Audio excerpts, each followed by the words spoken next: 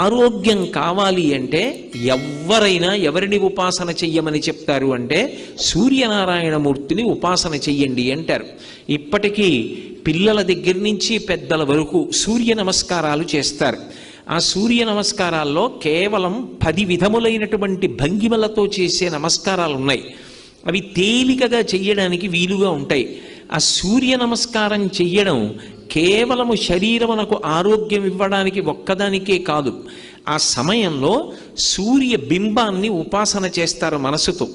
ఆ ఉపాసన చేసిన కారణం చేత దృష్టి నిలబెట్టడం కూడా అలవాటు అవుతుంది. దృష్టిని కేంద్రీకరించడం, ఒక విషయాన్ని పరిశీలిస్తున్నప్పుడు, ఒక విషయాన్ని చదువుతున్నప్పుడు, ఒక విషయాన్ని వ్రాస్తున్నప్పుడు దృష్టిని దాని మీదే కేంద్రీకరించగలిగినటువంటి శక్తి దేని వలన ఉత్పన్నమవుతుంది అంటే కేవలముగా ఆ సూర్య నమస్కారముల యందు